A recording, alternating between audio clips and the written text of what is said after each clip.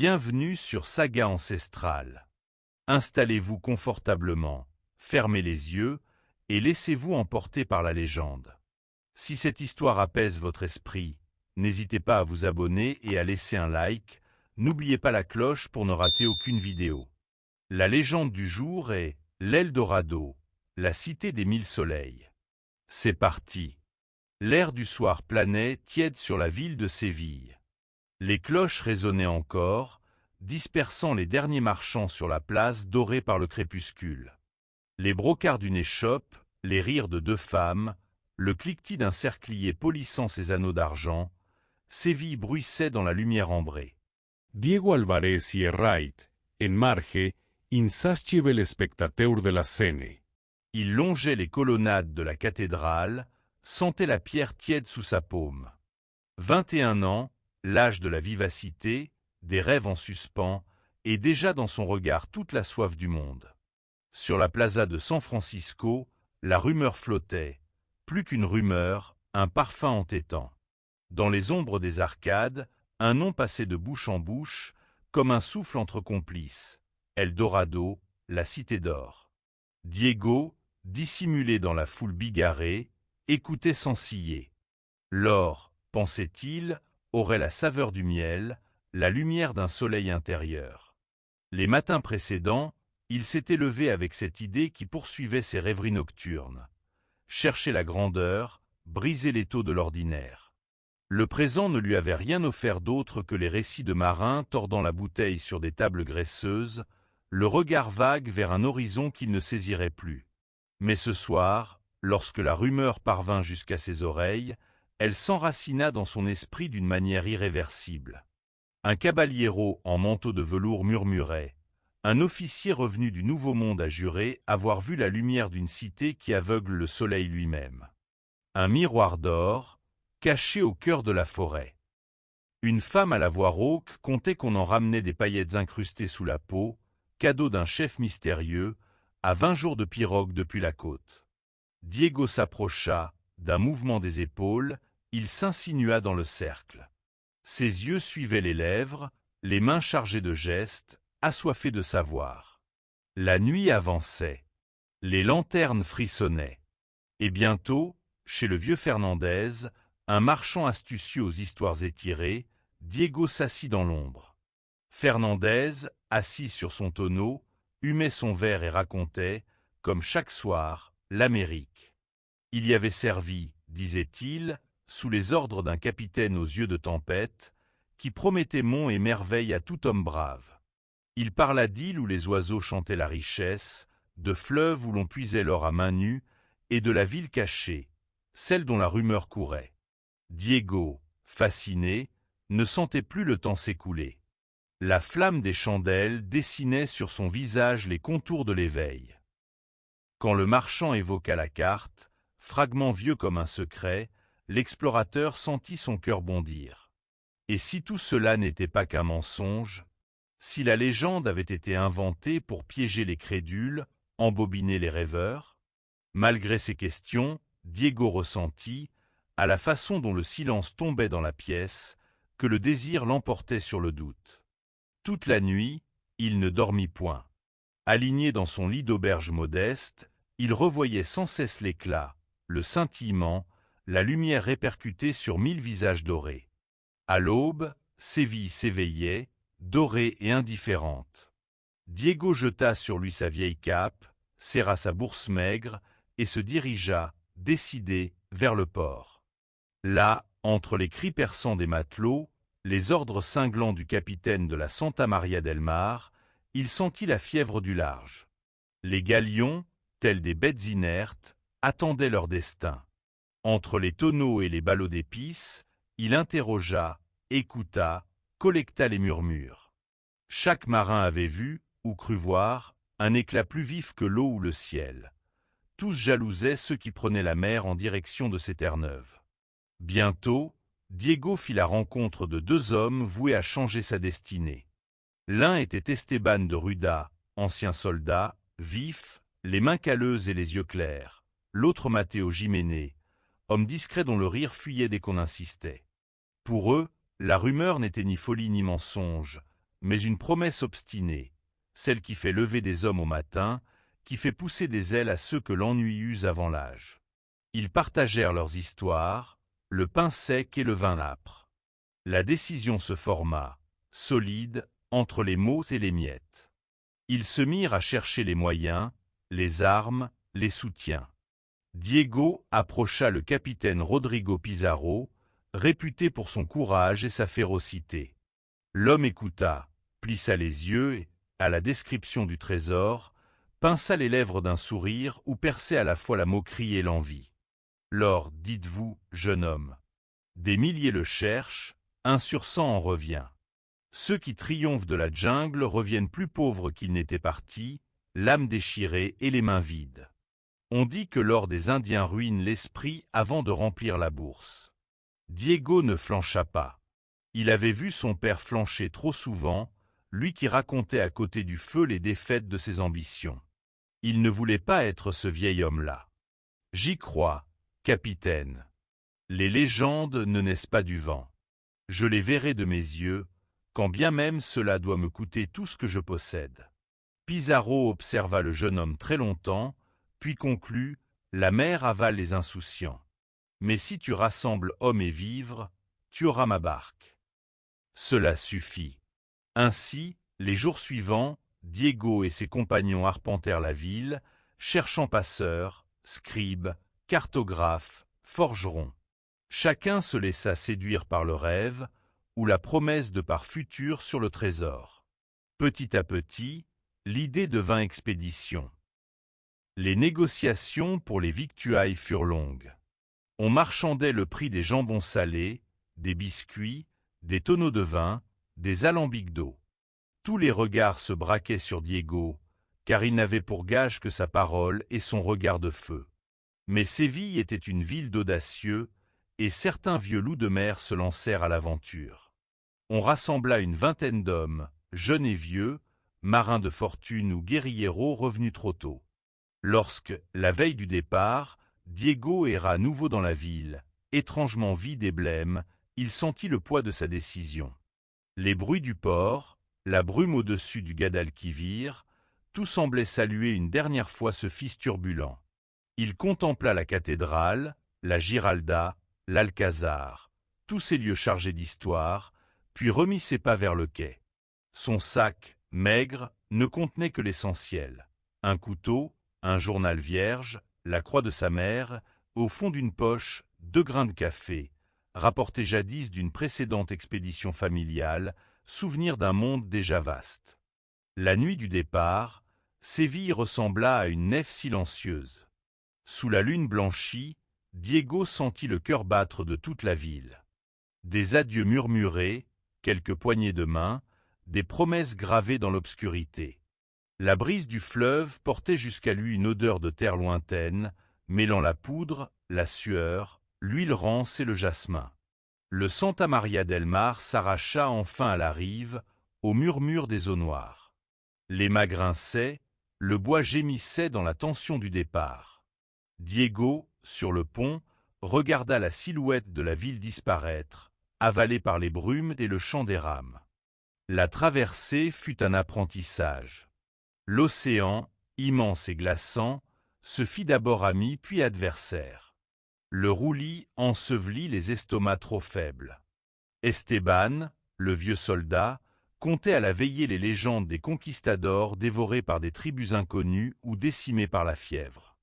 Les matelots, rugueux, taquinaient Diego sur ses manières de lettré, mais dans leur regard brillait la même fièvre. On scrutait le coucher du soleil à la recherche du moindre présage, croyant lire dans la forme des nuages la prophétie de l'or. Certains soirs, Matteo jouait de la vihuela, une mélodie mince qui semblait vouloir ramener la terre à eux. L'odeur du sel imprégnait tout, jusqu'au rêve. Diego, sur le pont, écrivait. Il décrivait l'océan, la lumière crue de midi, les disputes rudes, les silences d'espoir bouchés.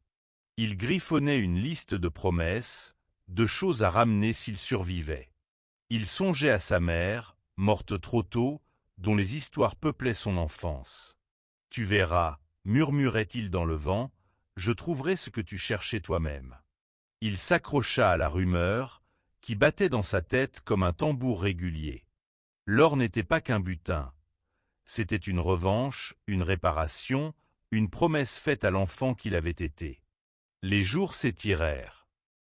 Il y eut la tempête, la vraie, une nuit où le ciel s'ouvrit comme une blessure. Les voiles claquèrent, la proue bondit de vague en vague. Des hommes prièrent, d'autres rirent avec la rage des damnés. Diego serra la croix maternelle, répéta les mots du vieux Fernandez. Ceux qui n'entrent pas dans la légende meurent dans l'oubli.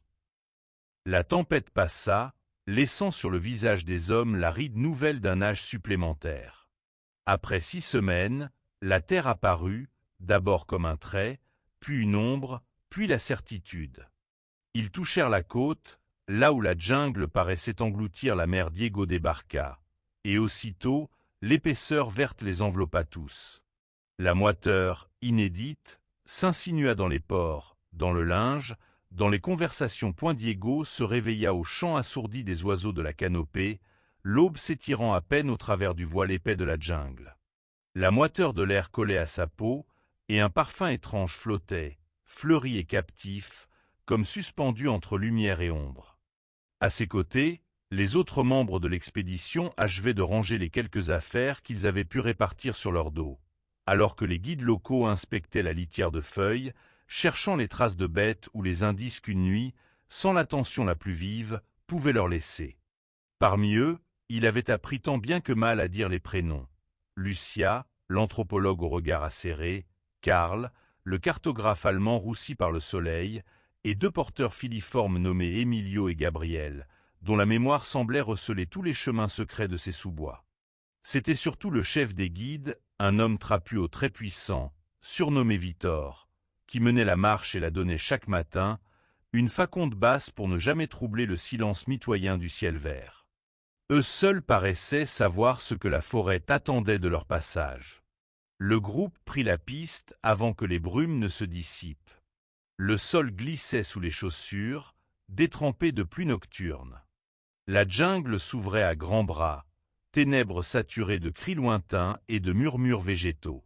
Diego sentit naître en lui ce mélange d'excitation et d'inquiétude, la conscience aiguë d'entrer dans un domaine que l'homme ne pouvait ni dompter, ni comprendre.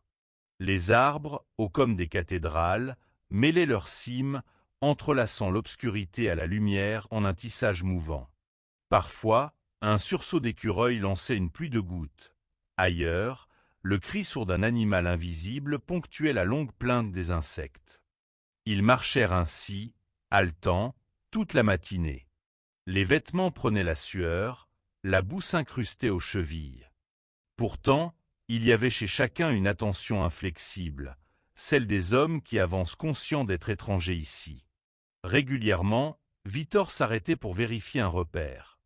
Une pierre marquée au couteau, un arbre auquel pendait une liane tressée, à la manière des tribus anciennes. Sa machette entaillait la végétation, ciselant le passage au prix d'un instant de répit, puis relançant l'effort sous la voûte palpitante. Leur première vraie épreuve survint en fin de matinée. La rivière, invisible sur leur carte, surgit à la faveur d'un éboulement, tout en grondements étouffés et veines glacées. L'eau, sombre et rapide, coupait leur chemin. Les guides la connurent un instant, la toisant du regard. Gabriel lança une pierre qui fila, arrachant à la berge une trajectoire qu'on aurait crue sûre. Ils négocièrent une traversée sur 2 troncs effondrés, glissant d'algues. Chaque aventurier, le sac levé à bout de bras, progressa lentement, gardant les yeux rivés à la mousse luisante. Lucia faillit tomber. Diego, les doigts crispés sur l'écorce, sagua la traversée comme une initiation. Au bout, les guides éclatèrent d'un meuflement. Ils étaient au cœur de la vraie jungle, désormais. De l'autre côté, alors qu'il reprenait la marche, Diego sentit sur lui le poids du regard de la forêt. Il y avait une vie, tapie, éparse, qui les surveillait, des perroquets verts, des iguanes longilignes, un hurlement lointain de singes. À midi, ils burent dans les gourdes, partagèrent quelques mangues et du pain sec, assis à l'ombre d'un cèdre gigantesque. L'ambiance, loin de se détendre, s'égrena de confidences. Chacun raconta ce qu'il avait mené là. Lucia cherchait une mythologie perdue. Karl, une frontière oubliée. Les guides, eux, confiaient à Mimo que ces terres gardaient plus de secrets qu'il ne pourrait jamais les dire. Diego, pour la première fois, se sentait appartenir à cette parenthèse, arraché à la ville et ses certitudes. L'après-midi convulsa la lumière en un théâtre d'ombre et de lances de soleil. La jungle avait gardé pour elle ses pires pièges. Parfois, un serpent rayé partageait leur chemin. Ailleurs, une clairière regorgeait d'orties brûlantes, où Emilio cria sous la douleur d'une piqûre. Plus profondément, la chaleur montait par vagues, jusqu'à noyer leur souffle. Les guides ramassaient des herbes, glissaient quelques feuilles sous les vêtements, pour apaiser la fièvre naissante de Karl, terrassé par une migraine fulgurante. Un orage roula soudain sur le ciel fermé. La pluie s'abattit, large, hachée, vrillant l'air d'odeur de terre bue. Ils dressèrent un abri de fortune entre deux lianes, serrés les uns aux autres. Il n'y eut plus que le martèlement de l'eau, le souffle de la forêt et ce sentiment étrange, entre claustration absolue et communion muette. Quand le calme revint, tout paraissait lavé, neuf, mais un silence crispé s'était glissé parmi eux. Au loin, quelques cris rauques de jaguars augmentaient la tension. À la tombée de la nuit, ils installèrent leur premier vrai campement. Un feu discret, à peine une lueur, fit danser les ombres sous les feuilles. Les guides murmurèrent alors, comme s'il obéissait à un rituel, quelques phrases chamarrées de superstition. Diego écouta Vitor raconter, à voix basse. Ici, la jungle a le souvenir des morts et la mémoire de l'or. Il désigna d'un geste vague le nord-est. Là-bas, dit-il, c'est le territoire de ceux qui ne sont jamais revenus. Au centre de leur inquiétude palpitait un nom, Eldorado. C'était le mot qu'ils attendaient tous, celui qui concentrait leur fatigue et leur fièvre. Vitor prolongea son récit, taillant le silence de détails étranges. D'après les anciens, il existe, au plus profond, une cité bâtie de lumière, où les murs scintillent comme s'ils étaient nés dans les entrailles du soleil. Mais on y accède seulement en traversant des épreuves insensées, rivières infestées d'anacondas, marais empoisonnés, créatures qui se nourrissent de l'ombre des hommes. Gabriel prit la suite. Il expliqua que parfois, des lumières étranges dansaient au sommet des arbres à la nouvelle lune, comme un appel. Mais chaque fois que des chasseurs tentaient de les suivre, ils se perdaient ou erraient en proie à des fièvres hallucinées. Selon lui, la ville d'or était protégée par des esprits, et ceux qui cherchaient à la posséder étaient punis de folie ou de disparition. Diego sentit la fascination grandir en lui, aiguë, douloureuse. Le feu pâlit. Les récits s'attardèrent sur les échos effrayants. Certains affirmaient avoir vu des statues géantes, mi-humaines, mi-félines, colonisées par la mousse et les ronces. D'autres parlaient de rivières au sable doré, défendues par des bancs de piranhas mythiques, ou d'une plante aux fleurs d'obsidienne dont le parfum pouvait endormir un homme pour l'éternité. Les guides parlaient en bruissant, comme si leurs mots eux-mêmes risquaient d'appeler trop près les puissances qui guettaient. La nuit s'étira, pesante. Dans son hamac, Diego tenta de dormir, mais les légendes tournaient sous son crâne.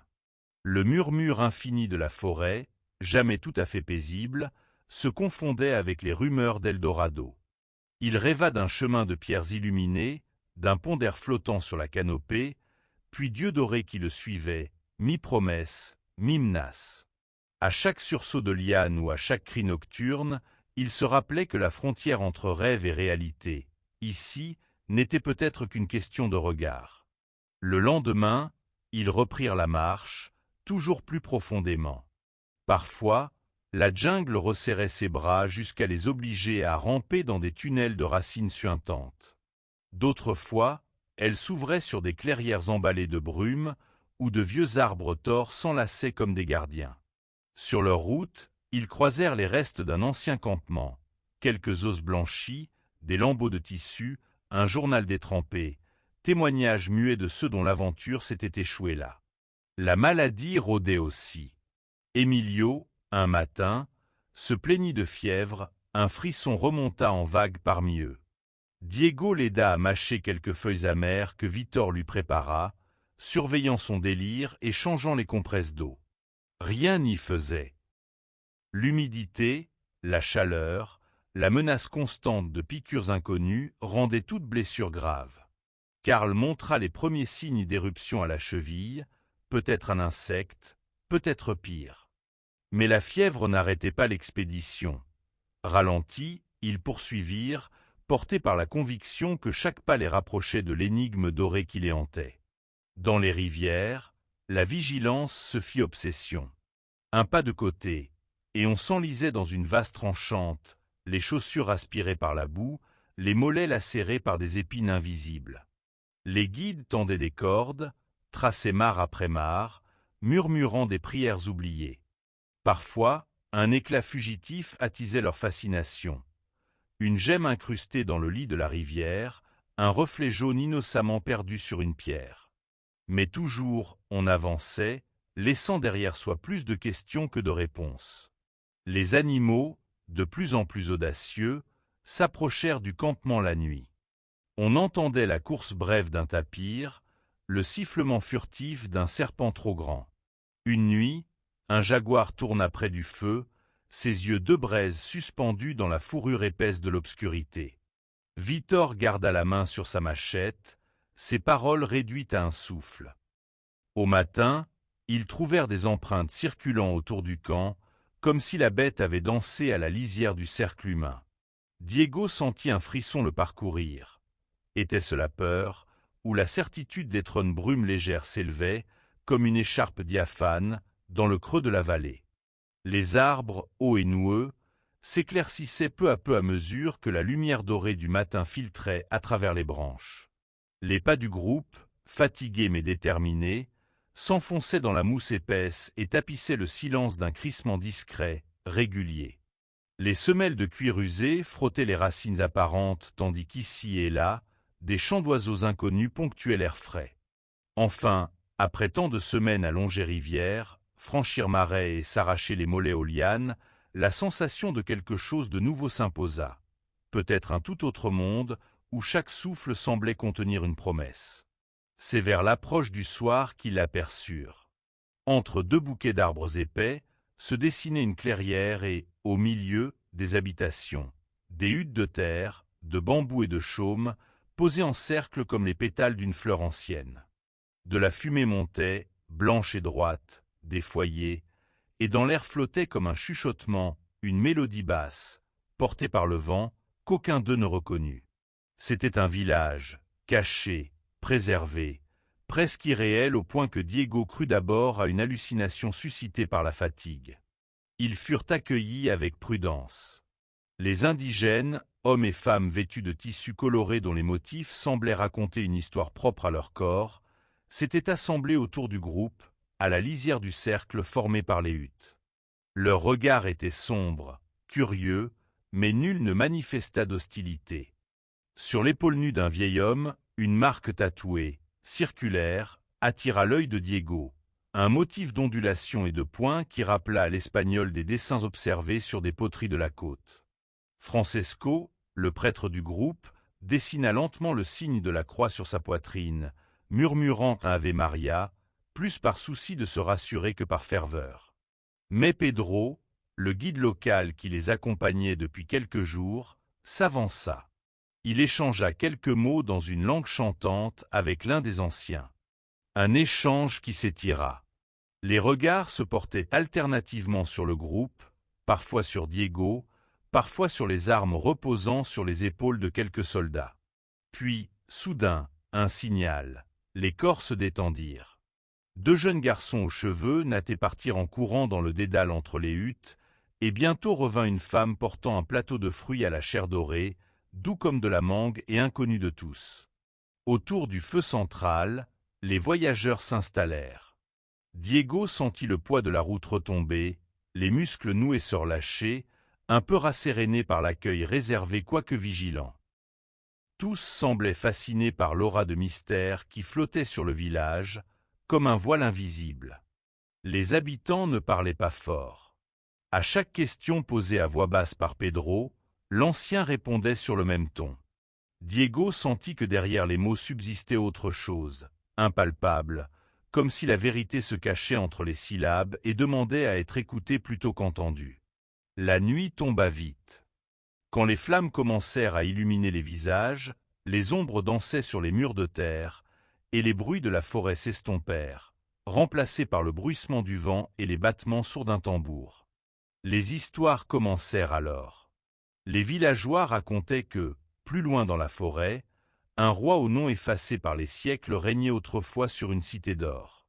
Sa peau, précisa l'ancien en passant une main parcheminée sur son propre bras, était couverte de poudre dorée à chaque aube du solstice. Il marchait lentement, accompagné de prêtres et de musiciens.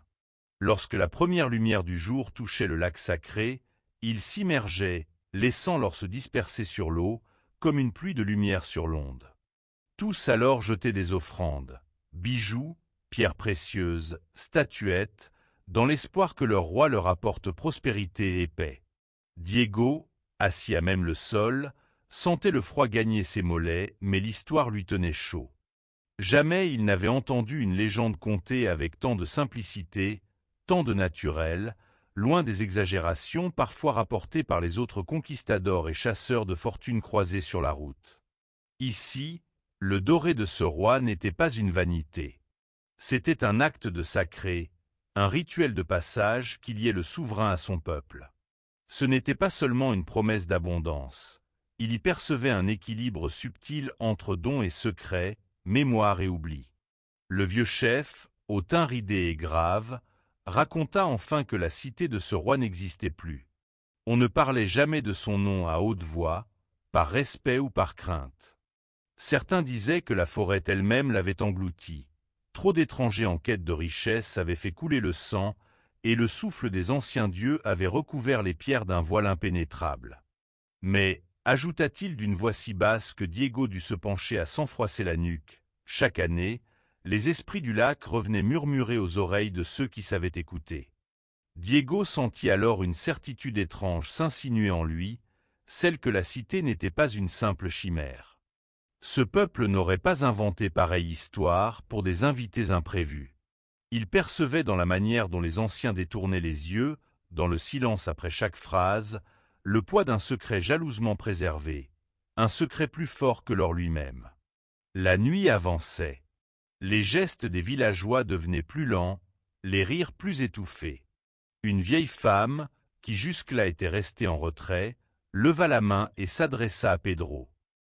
Sa voix, brisée mais déterminée, résonna dans la pénombre. Pedro traduisait doucement. Selon elle, celui qui cherche la cité doit d'abord comprendre qu'elle se laisse approcher comme l'on approche un animal farouche. Qui la convoite avec avidité ne trouve que la jungle, qui s'imprègne de ses légendes peut deviner son emplacement, mais seuls ceux au cœur libre reçoivent sa confiance. Elle s'arrêta, yeux brillants, et baissa la tête dans la lumière dansante du feu. Cette parole tomba dans l'esprit de Diego avec un poids singulier. Toute sa vie, il avait scruté les cartes, écouté des vantards raconter leurs quêtes émaillées de folie et de vanité. Mais ici, devant ces femmes et ces hommes, il se demanda, le souffle court, si le véritable trésor n'était pas autre chose que ce qu'il avait toujours cru devoir chercher. En retrait, ses compagnons écoutaient, sceptiques pour certains, fascinés pour d'autres. L'un, Hernando, murmura qu'il n'y aurait là qu'une fable pour crédules. Ce roi doré, ce lac, tout cela n'était que poudre aux yeux pour détourner les étrangers. Mais même Hernando ne pouvait nier la conviction vibrante dans la voix des conteurs. Un doute s'installait et, avec lui, la curiosité entêtante de percer le mythe. Le lendemain, dès l'aube, la vie du village reprit avec la régularité d'un cœur battant. Les femmes se réunissaient pour broyer du maïs, les enfants jouaient autour des huttes. Les hommes tressaient des paniers, réparaient les filets. Les visiteurs furent invités à participer. On leur enseigna comment moudre les grains entre deux pierres, à distinguer les plantes médicinales, celles qui guérissent, celles qui empoisonnent. Chaque geste s'accompagnait d'un mot, d'un chant léger, d'un éclat de rire, mais l'impression d'un secret partagé, d'un murmure à peine perceptible subsistait. Lorsqu'ils accompagnaient les villageois au fleuve, Diego entendait les femmes évoquer les esprits de l'eau et demander une bonne pêche à la rivière. Un après-midi, alors que le soleil tapait un peu plus fort et que Diego suivait deux garçons jusqu'au bord d'un marigot, il remarqua un étrange alignement de pierres couvertes de mousse. L'un des enfants effleura la plus grande du bout de ses doigts, puis s'arrêta, les yeux plissés, fixant Diego. En silence, il lui fit un signe pour qu'il ne répète rien. Plus tard, Pedro confia à Diego que ces pierres avaient appartenu à un chemin ancien, désormais abandonné, qui menait, disait-on, à un endroit interdit où même les guerriers les plus braves hésitaient à s'aventurer. Les plus vieux affirmaient que la cité dorée se cachait au bout de ce sentier. Diego, la nuit venue, laissa son esprit courir sur ces traces. Son imagination courait au-devant des conquêtes fabuleuses. Mais ce sentiment d'attente, ce respect imposé par l'attitude des villageois, donnait à sa quête une solennité nouvelle. Lui qui, la veille, aurait marchandé âprement la révélation d'un passage ou d'un chemin, se surprit à penser qu'il lui faudrait gagner la confiance de ce peuple, avancer à pas feutrés sur la route des anciens, plutôt que de foncer tête baissée. Francesco passait plus de temps avec les anciens. Il lui montrait comment tisser des cordes, graver des motifs dans le bois. Son regard avait changé, plus doux, moins tendu. Il racontait à Diego que, dans les récits indigènes, les frontières entre le monde matériel et spirituel étaient minces. Selon l'un d'eux, le roi doré n'avait pas disparu. Il vivait encore, peut-être métamorphosé en colibri, en grand poisson, ou flottant entre deux mondes. Ces récits ressemblaient aux fables chrétiennes, mais avec une liberté qui lui rappelait les plus vieux mythes méditerranéens. Peu à peu, le groupe se fit une place dans le village. On leur réservait une hutte pour la nuit, la nourriture était partagée. Au fil des jours, les voyageurs sentaient la tension s'atténuer. Ils n'étaient plus tout à fait des étrangers. Certains enfants venaient leur apporter un panier de galettes à la farine de manioc, tandis que les vieilles femmes leur adressaient un mot doux, pressant une main sur leur épaule en souriant. Mais ils devinaient, dans un regard échangé, une phrase non dite. Tout n'était pas révélé. Un fil de mystère, ténu, mais indestructible, les retenait au seuil du secret. Et puis, le crépuscule se posait doucement sur la forêt. Des faisceaux d'ambre perçaient à travers le voile souple des feuilles, et au loin, les arbres s'écartaient pour révéler, comme par enchantement, la surface immobile d'un grand lac. Les villageois avançaient en silence, chaque pas rythmé par la conscience d'approcher un lieu sacré, là où la nature semblait retenir son souffle. Diego percevait avec acuité la tension de l'air, une dévotion muette et ancienne, si palpable qu'il hésitait à briser le silence même pour chasser un moustique sur son bras. La troupe marchait lentement, piochant avec précaution sur le sentier sinueux que seuls les initiés des environs pouvaient distinguer du tapis touffu de la forêt. Des feuilles crissaient sous leurs pas, des branches cédaient dans un murmure, des oiseaux s'éveillaient timidement avec la fin du jour. Diego leva les yeux vers le ciel décliné. Le soleil orangé semblait vouloir effleurer une dernière fois la ligne d'horizon avant de plonger sous l'eau noire du lac. L'atmosphère de la forêt devint plus dense à mesure qu'ils approchaient. Les arbres s'alignaient, hauts et droits, formant une sorte de procession végétale jusqu'à la rive circulaire. Le sol, d'abord ferme et dur, cédait par endroits, s'enfonçant légèrement, exhalant des odeurs de terre humide et de mousse. Les villageois, ceints de tissus colorés, portaient dans leurs bras de lourds paniers remplis d'objets curieux. Statuettes de bois, sachets d'herbes séchées, perles scintillantes, et fruits mûrs dégorgeant d'ambre et de rouge profond. À l'approche du lac, la lumière se faisait plus rare, filtrée par les dernières frondaisons, et le groupe déboucha soudain sur une clairière parfaitement circulaire. Là, enveloppé dans un silence solennel, s'étendait le lac sacré. Sa surface demeurait lisse comme un miroir noir, reflétant les premiers vestiges d'étoiles dans le ciel déclinant. Quelques roseaux effleuraient la berge, dansaient timidement sous une brise légère, et déjà quelques grenouilles improvisaient leur cantique du soir. Au cœur de la clairière, Diego sentit une émotion mêlée d'humilité et de nervosité. Ce n'était pas un simple étendue d'eau. Ce lieu semblait habité par 1000 histoires, 1000 secrets transmis de génération en génération. Jade, qui l'accompagnait, tenait doucement sa main, comme si elle-même n'osait pleinement respirer, de peur de troubler la paix ancestrale. Sans un mot, les villageois s'alignèrent le long de la berge, traçant de fins sillons dans la vase du bout de leurs sandales. Au sommet de la colonne humaine se tenait le chef du village, Talik, reconnaissable à sa stature et à l'éclat de son manteau d'or, constitué de plaques et de bijoux étincelants. L'or semblait capturer les rayons mourants du soleil, déposant sur ses épaules la lueur des astres. Des jeunes femmes se détachèrent de la colonne pour disposer les offrandes. Terrasse après terrasse, elles installèrent, sur de larges feuilles de bananier, les fruits, les figurines de jaguars et de colibris taillés, les colliers de nacre. Une odeur de cire d'abeille se répandit, car des bougies furent allumées, jetant une lumière vacillante sur les offrandes. L'atmosphère s'alourdissait d'une forme de gravité, mais portait en elle une tendresse certaine. Tous invoquaient, dans une murmurante prière, la grâce des esprits du lac, qu'on disait capable d'ouvrir le chemin vers la cité perdue, le lieu mythique où or et sagesse attendaient ceux qui savaient écouter.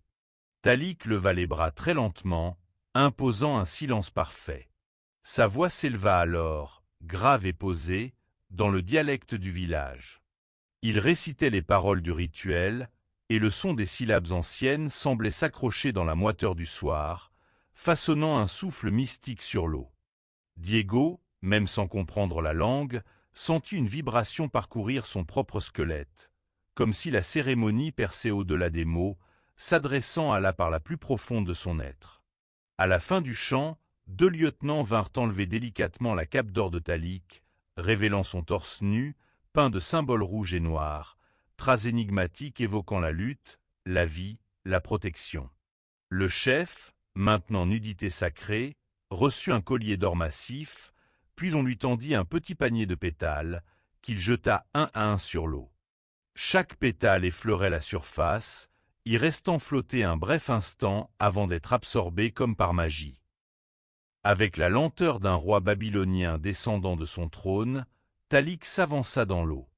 D'abord jusqu'aux chevilles, où l'eau paraissait engourdie, acceptant cette intrusion sans bruissement.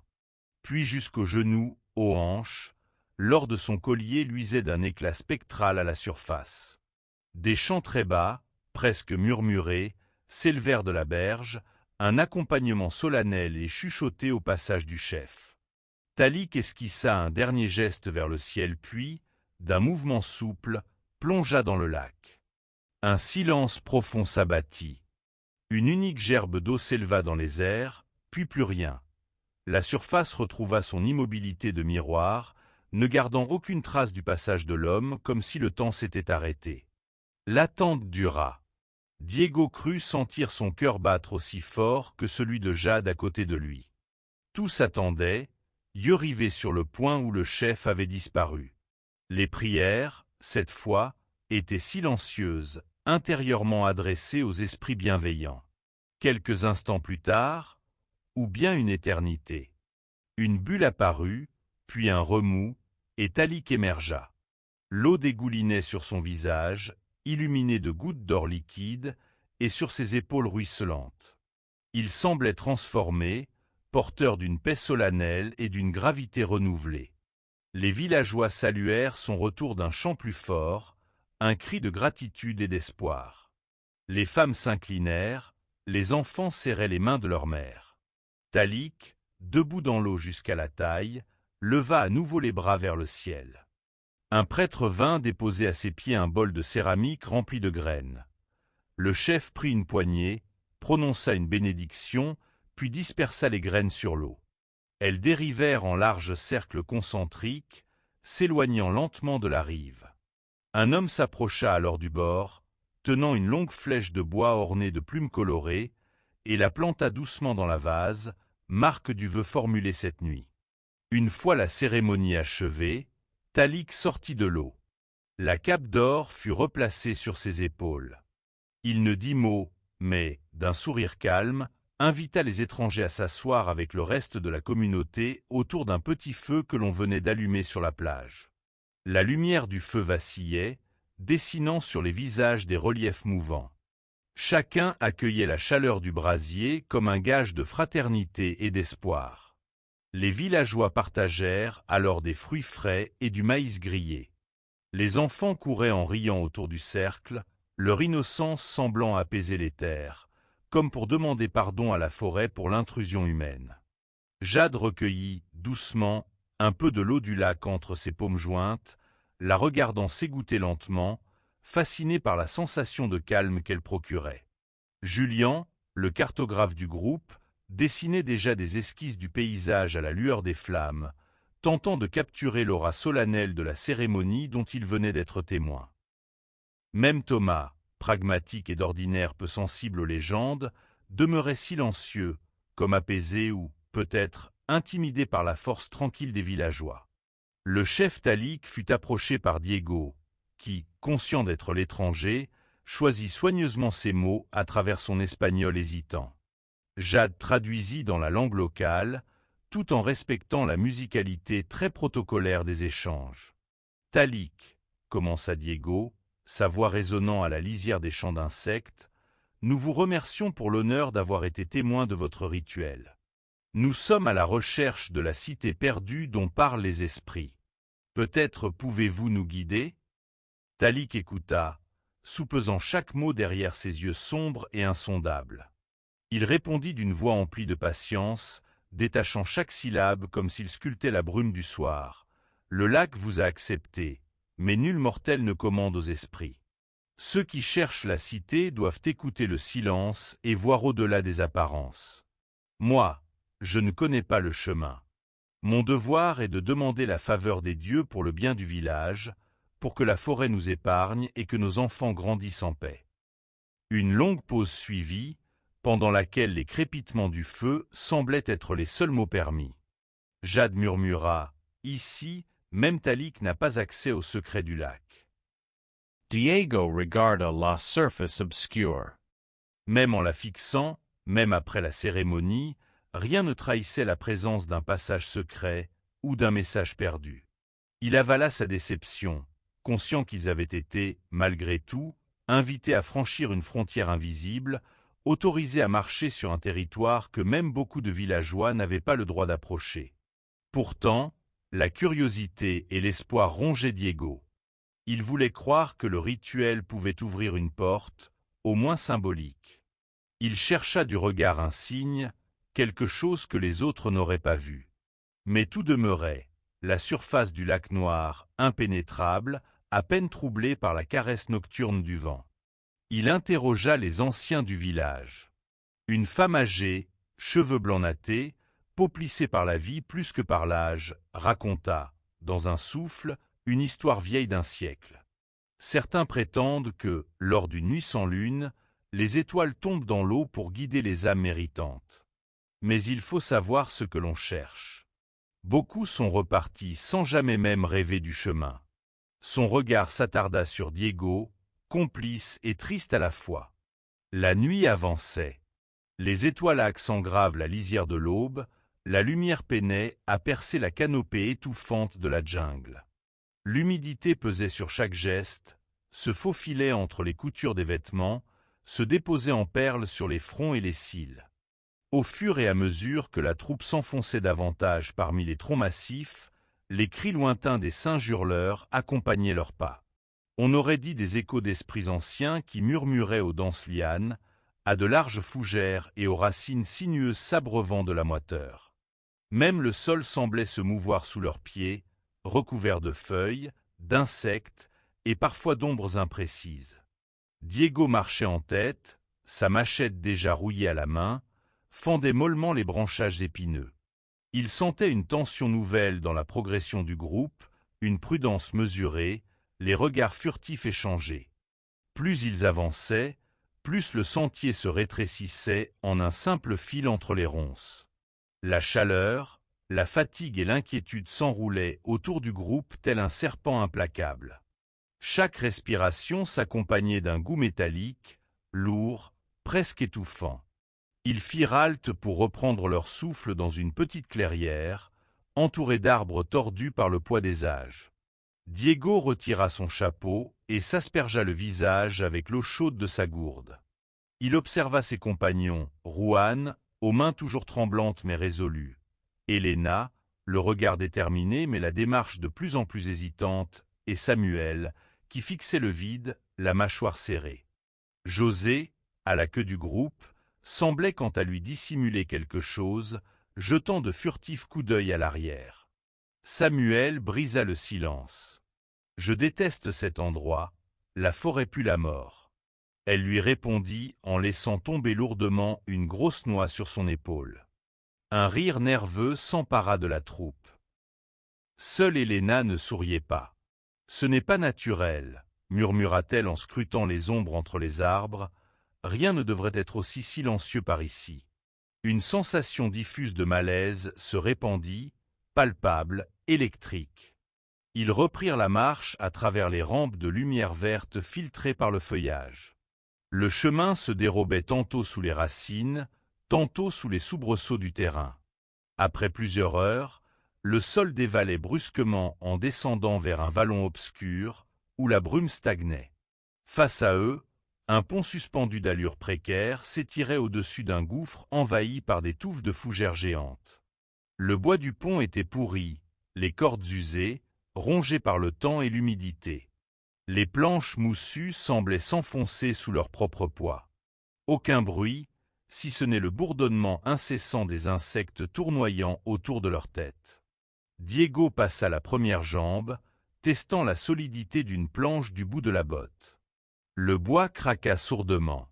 Ses doigts s'enfoncèrent dans la corde épaisse, gluante de sève et de pluie. « On n'a pas vraiment le choix », annonça-t-il d'une voix qu'il voulait assurer. Un à un, ils s'engagèrent, le regard rivé droit devant. Le pont ondulait, vibrait comme s'il respirait. En dessous, le ravin avalait toute lumière, digne d'un puissant fond. Un oiseau siffla et s'envola, faisant sursauter Samuel qui manqua de peu de lâcher la corde. La progression se fit lente. Parfois, le bois cédait sous le poids d'un pas trop appuyé, arrachant des sursauts, des exclamations étouffées. À mi-chemin, un hurlement retentit, le genre de cri qui gèle le sang. Sur la rive opposée, un félin venait d'apparaître, un jaguar, qui observait le groupe de ses prunelles dorées. Sa silhouette ondulait, fantomatique, presque irréelle dans la brume du matin. Diego retent essay respiration. Le fauve restait immobile, le museau plissé, le regard perçant. Chaque membre du groupe pressait le pas, forçant sur la corde, priant silencieusement que le pont tienne bon. À peine furent-ils à l'abri sur la berge opposée que le jaguar s'évapora dans le fourré, comme s'il n'avait jamais existé. Le cœur battant, Diego reprit la tête, la sueur ruisselant dans son dos. Ils s'avancèrent au hasard parmi les dédales de la forêt. Très vite, d'autres ponts suspendus se succédèrent, tous semblables, tous perfides.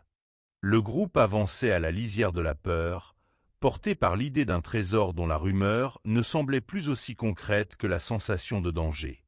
Plus loin, les clochettes du danger résonnèrent autrement. Le bruissement des feuilles cacha cette fois l'approche d'un serpent. Il se déroula brusquement devant Juan, ses écailles luisant d'un éclat noir et or. Samuel asséna un coup de machette à la bête. Elle siffla, chercha un instant à mordre et disparut comme un éclair entre les racines.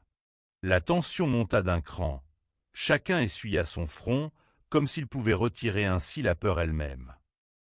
La forêt tout entière paraissait vivante, attentive, animée d'intentions propres. Le vent transportait des odeurs inconnues, poisseuses, qui chatouillaient la gorge. Parfois une silhouette fuyait entre les arbres, rapide comme un mirage. Au soir, ils établirent un camp sommaire à la jonction de deux rivières.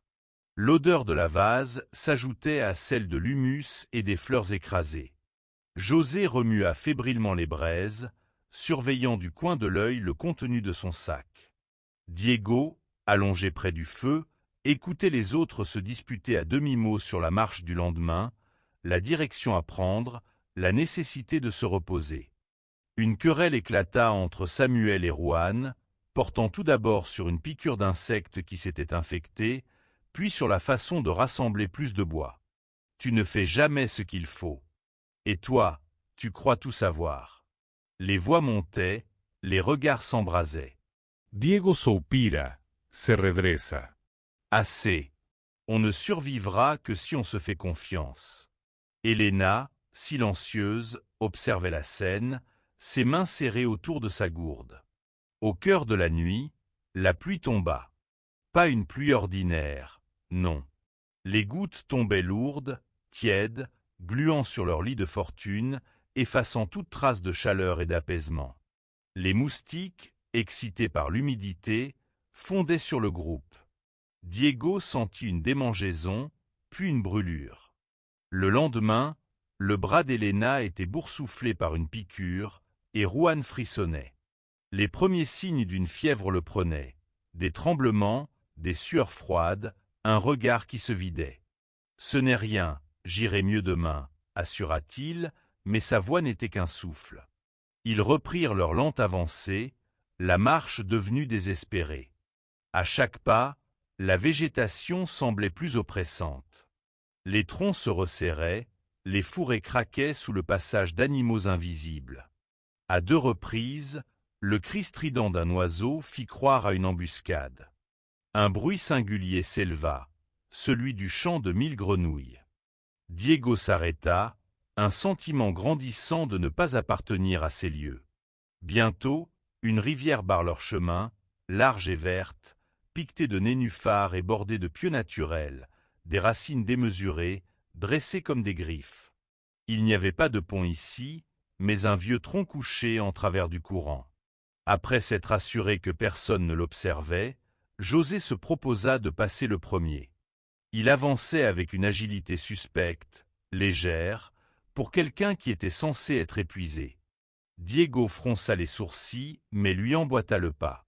Le tronc glissa sous leurs pas, la mousse rendait la marche hasardeuse, et par endroits, il fallait se suspendre à des branchages pour ne pas basculer. Un bruissement fit sursauter Helena. Qu'est-ce que c'était? Sous le tronc, dans l'eau, des mouvements. Des yeux luisants affleuraient la surface, puis disparaissaient. Des caïmans, tapis, le museau à fleur d'eau, attendaient l'occasion d'un faux pas. Chacun traversa, paralysé par la peur, le souffle coupé, le regard fixé sur ce bout de bois glissant, tandis que dans la rivière les prédateurs invisibles suivaient leur progression. La jungle ne laissait place à aucune erreur. Les aventuriers avançaient, pourtant, comme mus par une volonté lointaine et têtue. De l'autre côté, Rohan s'effondra. Une fièvre brûlante le secouait, son souffle était rauque. Ils trouvèrent un abri de fortune, mais la nuit venue, des bruits étranges secouèrent le campement. Le souffle rauque de bêtes inconnues, le craquement sinistre des branches. Diego sentit une fatigue s'emparer de lui, comme si l'air lui-même l'intoxiquait. Au petit matin, les symptômes s'aggravaient.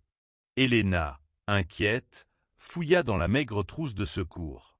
On ne va pas pouvoir continuer à ce rythme si la maladie se répand.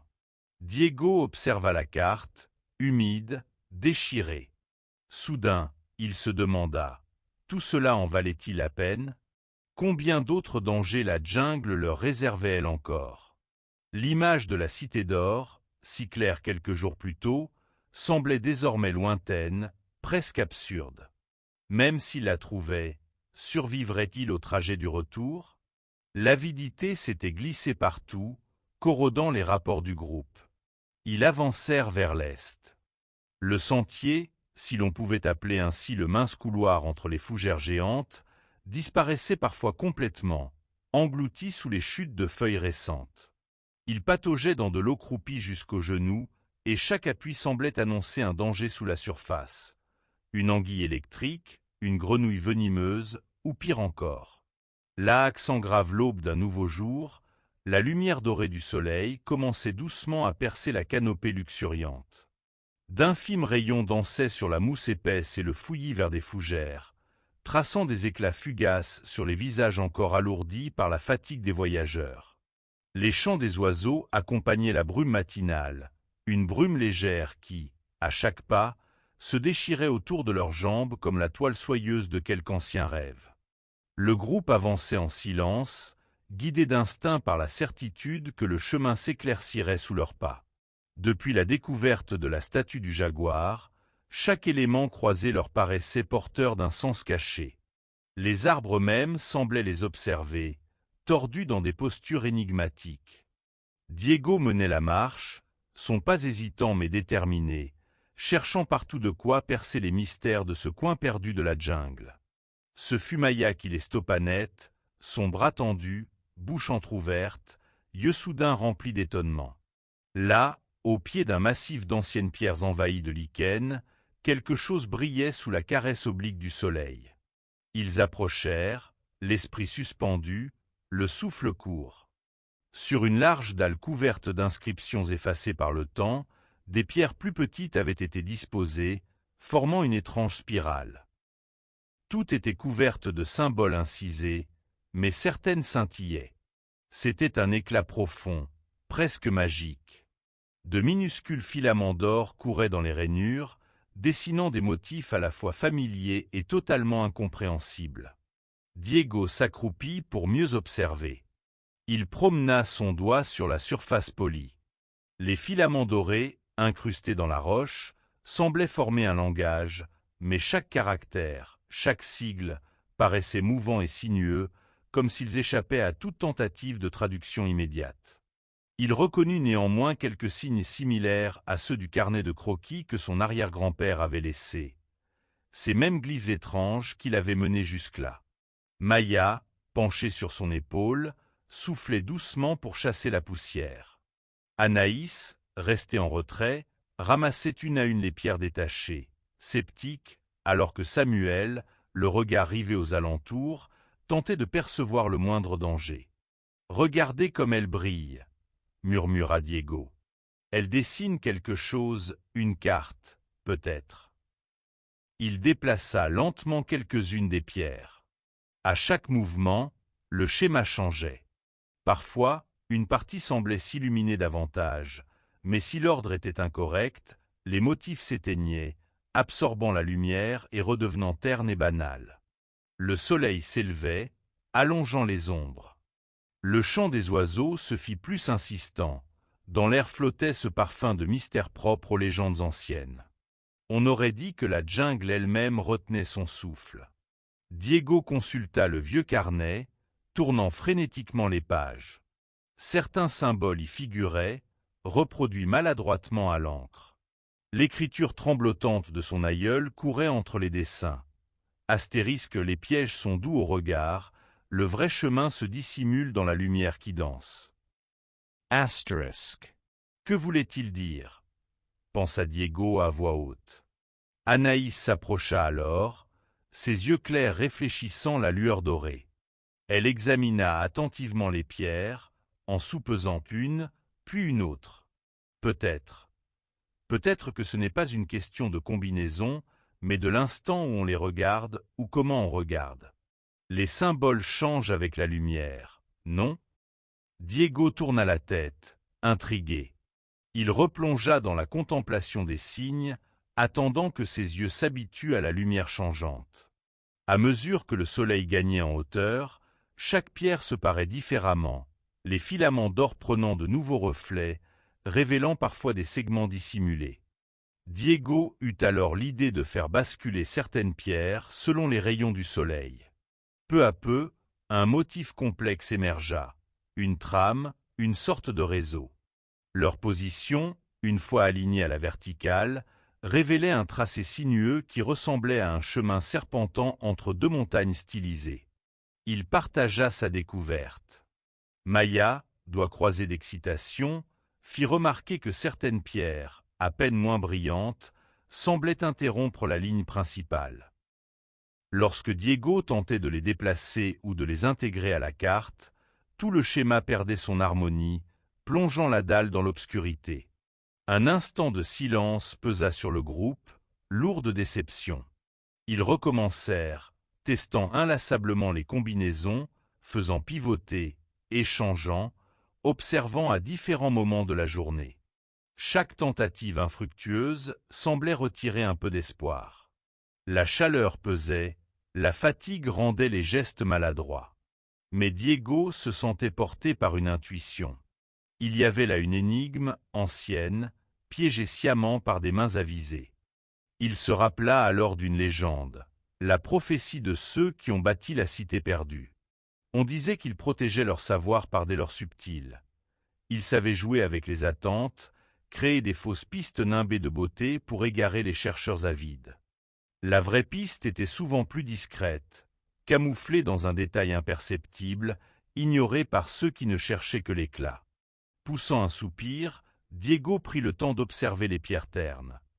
Celles qui ne brillaient pas, qui n'avaient guère attiré l'attention jusque-là.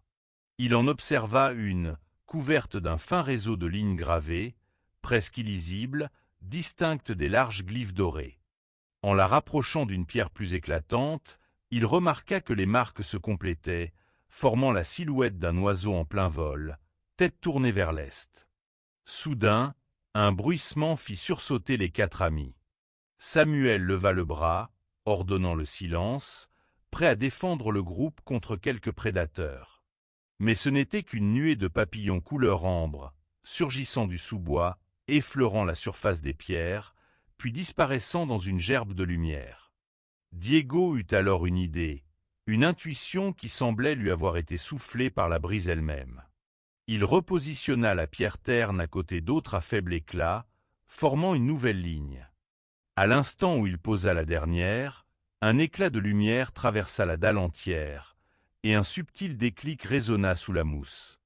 Sous leurs yeux stupéfaits, la spirale de pierre s'anima.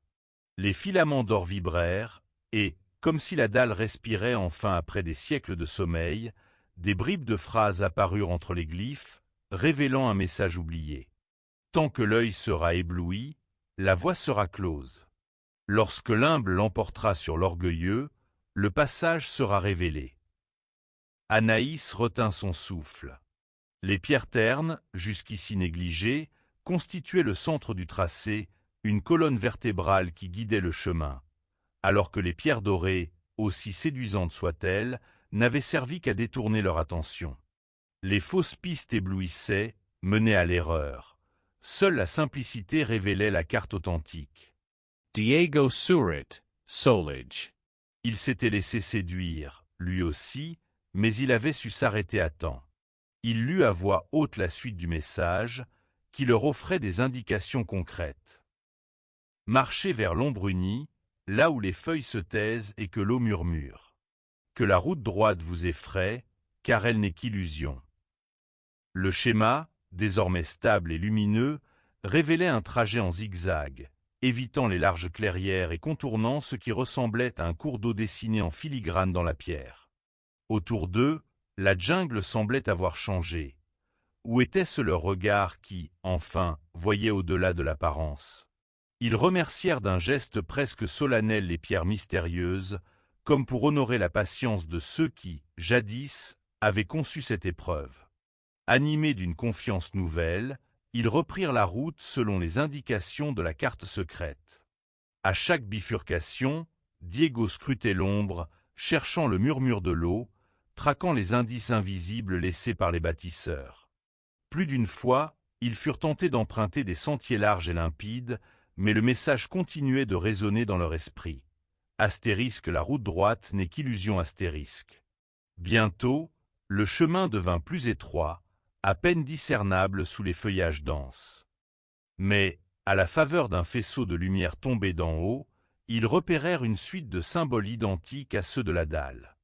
Sur les troncs humides, des motifs légers, gravés dans l'écorce, les invitaient à poursuivre. Au fil des heures, la rumeur en sourdine de l'eau se mua en chuchotement limpide. Ils contournèrent une zone marécageuse, ignoraient le terrain facile que proposait une trouée droite. Et, chaque fois, la carte semblait les encourager. Le crépuscule approchait quand ils débouchèrent, fourbus, sur un promontoire moussu. Au loin, entre l'entrelacs mystérieux de la forêt et la lumière déclinante, ils aperçurent, fugace, la silhouette voilée d'anciennes ruines, leurs contours effacés par le temps, un rêve de pierre nichée dans l'or du soir. Un frisson parcourut Diego. Il songea à tous ceux qui étaient passés ici avant eux, cherchant la voie, sombrant peut-être, égarés par l'éclat trompeur des apparences. Il pensa à l'humilité requise pour savourer le chemin plus que la découverte elle-même. Dans le carnet de son grand-père, une dernière note trônait sur la dernière page. Astérisque, lorsque le voyageur dissipe la brume des faux reflets, la vérité de la cité aimait l'accueil. Asterisk. La nuit tombait, couvrant de son manteau azur le décor des mystères. Le groupe s'installa sur la mousse, enveloppé par le concert des grillons et le rythme apaisant de la rivière proche. Une douce chaleur émanait de la terre elle-même, tandis que les étoiles, peu à peu, se déposaient au-dessus d'eux. Diego, allongé, observait les pierres et les fragments de lumière qu'ils avaient emportés. Le brouillard des premières lueurs de l'aube s'élevait, filandreux, au-dessus du camp, et les oiseaux timides commençaient à réveiller la jungle silencieuse. Diego, roulé dans sa couverture, ouvrit les yeux sur une lumière laiteuse filtrant à travers les branchages. Un calme apparent enveloppait le campement. Pourtant, un pressentiment étrange lui pesait sur la poitrine, une intuition sourde, née de ces détails qu'on ne remarque pas mais qui, tout à coup, s'impose à l'esprit comme un coup de froid. Il se redressa, jetant un coup d'œil au groupe, étendu en cercle autour du dernier feu fumant. Les guides s'affairaient déjà en silence, préparant un maigre repas avec des fruits et des racines. Parmi eux, Valerio, jadis si bavard, semblait plus figé que la veille. Ses allées et venues manquaient de leur allégresse coutumière. Instinctivement, Diego chercha du regard la silhouette de Matteo, ce compagnon nerveux et blagueur à l'air toujours espiègle. Son hamac était vide, les affaires dessous grossièrement en boule, comme si on avait tenté de simuler une présence. Un frisson parcourut les dos de Diego. Les guides s'en étaient sans doute rendus compte aussi, à la crispation de leurs sourcils, au murmure étouffé qu'ils surprit alors qu'ils s'approchaient. « Matteo n'est plus là », souffla Valerio sans détour lorsqu'il croisa Diego, l'œil sombre. Le chef des guides, Arminio, s'agenouilla auprès du feu, déplia la carte précieuse, leur unique viatique vers la cité d'or, et leur espoir commun de gloire, de découverte, de sens peut-être. Un coin de la carte, celui qui montrait l'entrée secrète droit vers le cœur de la cité, avait été découpé à la serpe. Une déchirure brutale rougeoyait à la lumière, et, à cette vue, la stupeur se mua en rage sourde. Il est parti avec un morceau, gronda Diego, serrant les poings. La tension dans l'air était électrique. Certains guides s'empoignèrent pour accuser, d'autres craignaient une embuscade, car désormais, avec la carte déchirée, chaque pas pouvait les détourner à jamais de leur but. L'idée même de trahison, de cupide félonie, s'insinuait partout, entre chaque regard, chaque mot. Le soleil, déjà haut sur la canopée, dispersait le brouillard. Sur le sol, des traces de pas s'enfonçaient vers le sud-ouest. Des empreintes profondes, pressées, enfonçaient la terre mouillée à la limite du marécage. Sans attendre les contestations du groupe, Diego empoigna sa machette et, cuir-tanné glissant sur ses épaules moites, imposa sa détermination par la force du regard.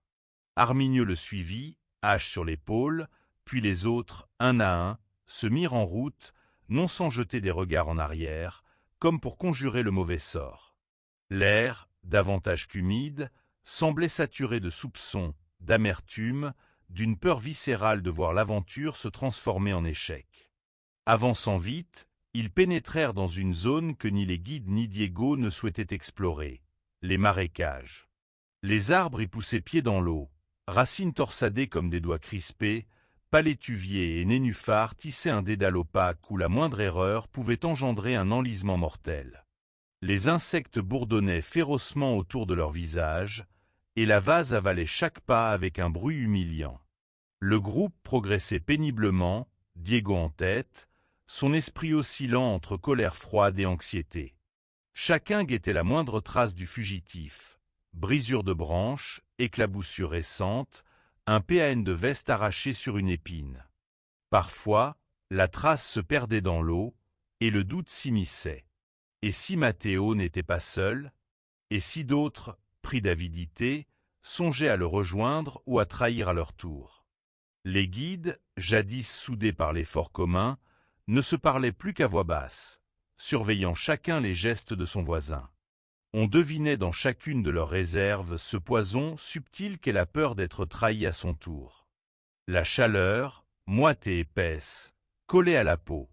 Parfois, le sol cédait sous la botte, les jambes s'enfonçaient jusqu'aux genoux, soulevant une puanteur de vase en pourrissement. Chacun redoublait d'attention, de crainte qu'un serpent ne sorte de l'ombre ou qu'un crocodile ne fasse onduler la résurgence verte. Les hampes de lumière qui perçaient la canopée tombaient en flaques blafardes sur la surface boueuse. À midi, ils tombèrent sur une brindille d'or suspendue à une racine. Un éclat minuscule, un souvenir de rire entre compagnons, baignait désormais d'amertume. Ce bijou, Diego l'avait offert à Matteo le soir où ils avaient fêté leur arrivée au village de départ, geste d'amitié maintenant piétiné par la trahison. Il le ramassa, hésitant entre le regret et la rage, puis le glissa dans sa poche. L'après-midi s'étira, moite et pesante. Partout, la lumière semblait piégée par les branchages. Les insectes, inlassables, accablaient le groupe d'attaques sourdes. Arminio s'arrêta net, levant la main. À 2 pas devant eux, la trace d'un passage en hâte. Le jonc était froissé, les herbes couchées, et plus loin, accrochée à un piquet effondré, une bandelette de tissu boueuse. Matteo passait vite, sans précaution. Il compte sur notre lenteur, grogna un des guides, essuyant la sueur de son front. De plus en plus, Diego pressentait la peur du groupe, mais aussi leur envie d'en finir. Leurs visages étaient tendus, les traits tirés. Certains pouvaient, tout aussi bien que Matteo, devenir des renégats. L'or, la légende, la promesse d'une vie sans travail ou de vengeance sur le sort, tout cela attisait, plus fort que les serpents ou les fièvres, la haine et la convoitise. Lorsque le marécage céda enfin sous leurs efforts, le sol redevint poussiéreux, râpeux et sec. Au loin, le paysage s'ouvrait sur des canyons ocres et abrupts, entaillés de gorges profondes et de corniches incertaines. La fatigue se lisait dans chaque pas, mais la tension les maintenait vifs. Le soleil déclinait à présent, couchant des ombres déformées sur les parois rouges. Personne n'osait parler. Certains caressaient nerveusement la poignée de leur machette, d'autres inspectaient, d'un regard vide, chaque interstice dans la roche, chaque ombre suspecte. Les légendes racontaient les dangers de ces gorges, des brigands, des bêtes, mais surtout ceux qui deviennent fous de solitude et d'or. Maintenant, Diego comprenait mieux qu'aucune fable comment le désir pouvait dévorer le cœur des hommes. Le canyon était immense, emplissant l'air d'un silence étrange à peine troublé par le vent. À leur gauche, une trace fraîche, une éraflure dans la paroi, menait vers un renfoncement étroit. Diego y vit une empreinte de main, marquée dans la poussière. Matteo accélérait, pressé sans doute de gagner la cité le premier, de n'avoir à partager sa récompense qu'avec son ombre. Les parois se resserraient, forçant le groupe à avancer en file indienne, le long d'une corniche fragile. Ci et là, des éboulements récents barraient le chemin, laissaient supposer un passage rapide, un fuyard chassé par d'anciens fantômes ou par la peur d'être rattrapé. Le vent soulevait la poussière, la chaleur irradiait de la roche, le moindre pas exigeait une concentration extrême. Soudain, un cri retentit, rebondissant sur les parois. Tous s'immobilisèrent, un silence figé enveloppa le groupe. Sur l'autre versant, accrochée à une racine, une chemise, celle de Matteo. Et, en contrebas, un sac entrouvert laissait échapper le PAN volé de la carte, glissant sur une dalle plate. Diego s'élança, le cœur soulevé d'adrénaline. Arminio sur ses talons, il gravit la paroi en s'aidant des mains, des genoux. Arrivé au sac, il s'en saisit, cherchant du regard la silhouette du traître. Les guides, haletants, le rejoignirent. La carte, pliée, maculée de sueur et de sang séché, y était encore, mais, tout autour, de minuscules morceaux avaient été arrachés, effacés, peut-être dans la précipitation ou le délire d'une fuite démente. Une voix, rauque et brisée, s'éleva de derrière un rocher. « Restez où vous êtes !» Matteo était là, recroquevillé, un revolver à la main, les yeux fous. Sa chemise en lambeaux, son visage mangé de griffures, l'homme n'était plus que l'ombre de celui qui riait la veille encore autour du feu. La peur et l'avidité l'avaient consumé, le rendaient presque méconnaissable. « Repose cette carte, Diego !» hurla-t-il, la main tremblante. Personne ne bougea pendant une longue minute. La tension était palpable, comme suspendue entre la roche et le ciel. « Pourquoi, Matteo ?» demanda Diego, la voix grave, maîtrisée. Un éclair d'hésitation passa dans les yeux du fuyard. « Je croyais que l'or, que tout cela. Chacun ne pense qu'à lui-même, non ? Je n'ai fait que devancer ce qui finirait par arriver. » Il y eut un silence. Le vent, seulement, siffla sur la corniche, soulevant un nuage de poussière. « Tu aurais pu partir avec nous, trouver la cité ensemble, partager, » répliqua Arminio, d'un ton presque las. Matteo éclata d'un rire nerveux, désespéré. « Partager ? Combien auraient fait de même à ma place ? Vous n'en rêvez pas tous, de cet or ? Est-ce que ce n'est pas ça qui nous a tous menés ici ? » Son vigard sedursit. Il pointe à Diego, puis tour à tour les autres. « Admettez-le. Depuis que l'on marche, je sens vos regards, votre envie, toutes ces nuits où chacun veille plus sur la carte que sur celui qui la porte. » Un silence lourd, les premières lueurs de l'aube venaient de lécher la canopée encore embrumée lorsque le groupe émergea d'un enchevêtrement de lianes et de fougères, les vêtements spongieux de rosée, les paupières lourdes, la bouche sèche d'excitation. L'air avait un goût de promesse ancienne, bercé depuis des siècles dans le secret des forêts. Ils s'arrêtèrent tous pour écouter, rien d'autre que le chant lancinant des oiseaux et le frémissement discret des feuilles. Ce qu'ils cherchaient depuis tant de semaines était tout proche. Ils le sentaient, à la manière dont la lumière semblait danser différemment autour d'eux. Ils gravirent une dernière butte, s'accrochant aux racines et aux branches, et soudain, comme dans un rêve éveillé, la forêt s'écarta sous leurs yeux, s'ouvrant sur ce qu'ils n'avaient presque plus osé espérer, la cité d'or. À flanc de montagne, elle reposait, altière et indifférente au temps. Le soleil venait juste de naître, et déjà ses rayons heurtaient les hauts murs étincelants, jetant mille éclats sur le versant, si bien que la lumière semblait jaillir de la ville elle-même, plutôt que du ciel. Les murs, couverts d'or massif, étaient gravés de motifs géométriques et d'étranges glyphes, dont la signification se perdait dans l'ombre du passé. Les toits, eux, ressemblaient à des ailes figées, serties d'émeraude et de quartz, donnant à chaque édifice un air d'oiseau prêt à s'envoler. Des statues gardaient l'entrée, guerriers à la posture droite, regard de pierre rehaussé de saphir, prêts à défier tout intrus. Pendant quelques instants, aucun d'eux n'osa parler. Tiago, dont le rêve avait guidé chacun de leurs pas, sentit un souffle chaud frôler sa nuque, comme si la main invisible des anciens les accueillait. À ses côtés, Léa, l'éclaireuse, eut du mal à respirer, submergée par la beauté et le poids des siècles concentrés à cet endroit. Les autres, Fernanda, Julian et le vieux Carillo, restaient pétrifiés, scrutant chaque détail de la ville qui avait hanté tant de légendes. Le chemin jusqu'à la grande porte n'était pas long, mais il était chargé d'une tension palpable. Avançant avec une humilité instinctive, ils posèrent le pied sur le premier pavé doré. À ce contact, une vibration profonde déferla sous leurs pieds, tel le battement d'un cœur endormi trop longtemps. La grande porte brillait d'un éclat particulier, 2 battants triangulaires décorés d'un condor géant, les ailes déployées. À mesure qu'ils s'approchaient, un courant d'air invisible vint les entourer, effleurant leur visage d'un souffle presque maternel, mais qui confinait à la menace. Carillo marmonna, dans son dialecte chantant, une prière rapide. Nul ne savait ce qu'il vénérait, mais tous ressentirent le besoin de lui emboîter le pas, ne serait-ce qu'en silence. Tiago effleura la porte, et sous ses doigts, le motif du condor sembla palpiter. Il retira sa main, mais déjà quelque chose avait changé.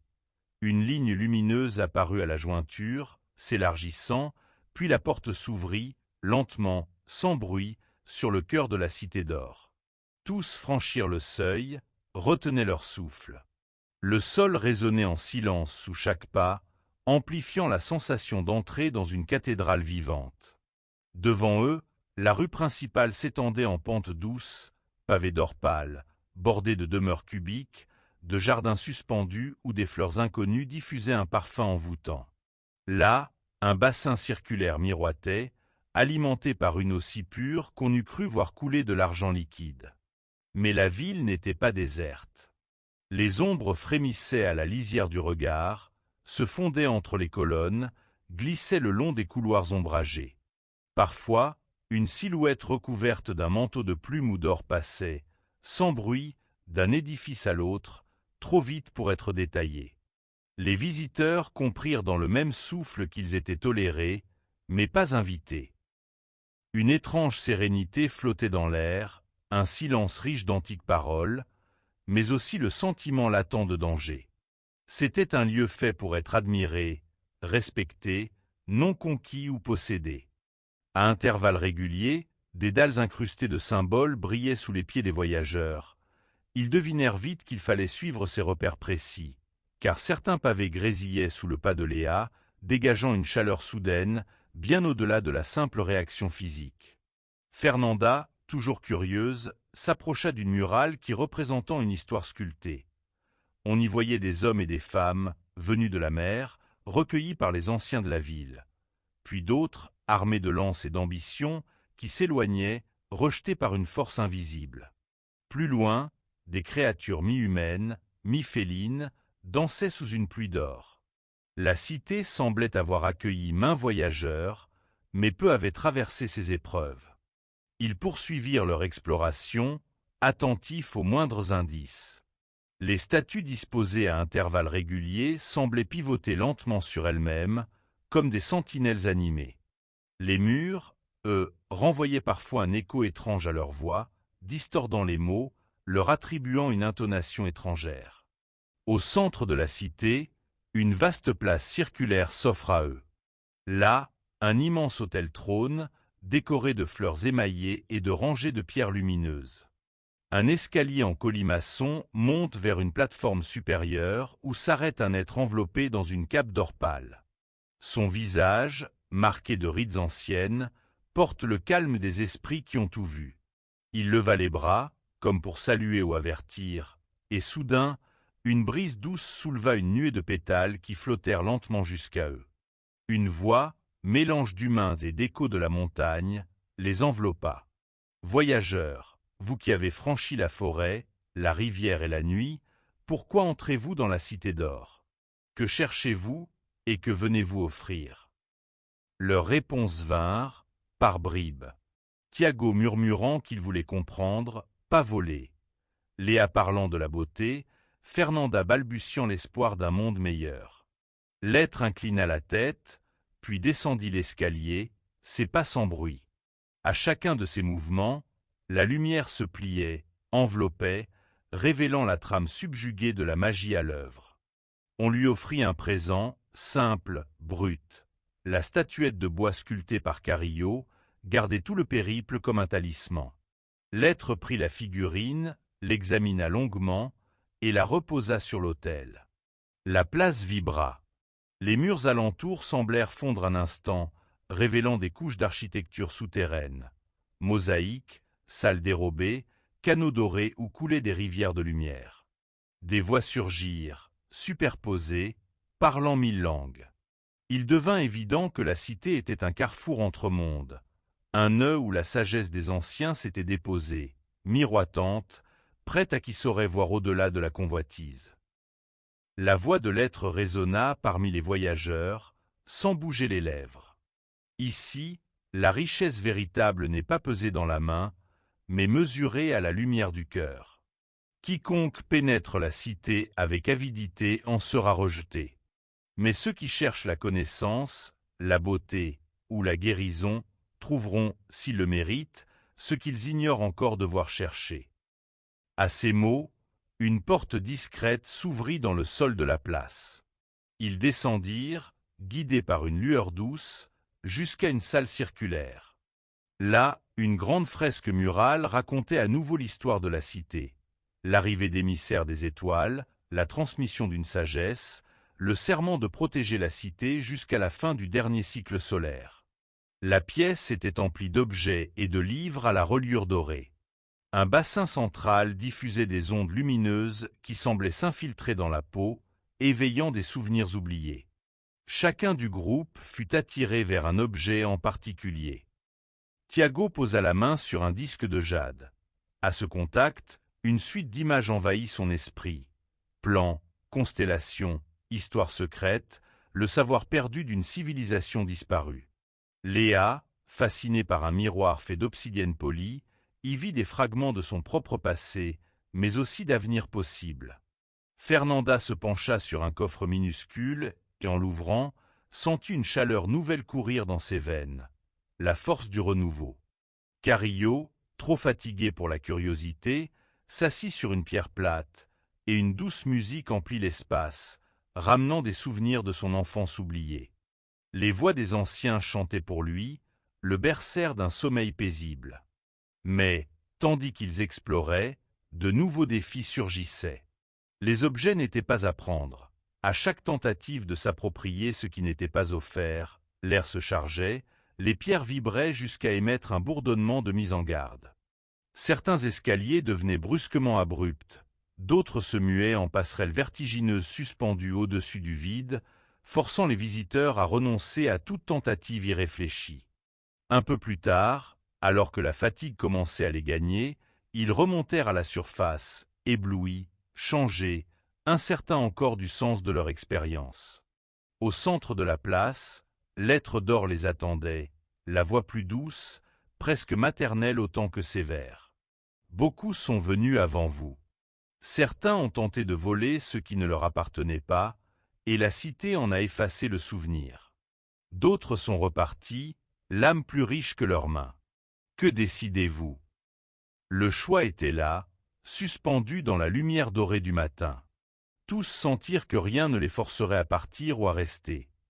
La cité n'était la prison de personne, mais la compagne de ceux qui sauraient entendre Diego resta longtemps immobile, debout au cœur de la chambre effervescente de lumière où l'or courait en rivière sur les murs, en arabesque sur le sol, en constellation sur les voûtes élevées. La lumière dansait autour de lui, chaude et irréelle, riche d'échos provenant du passé de la cité oubliée.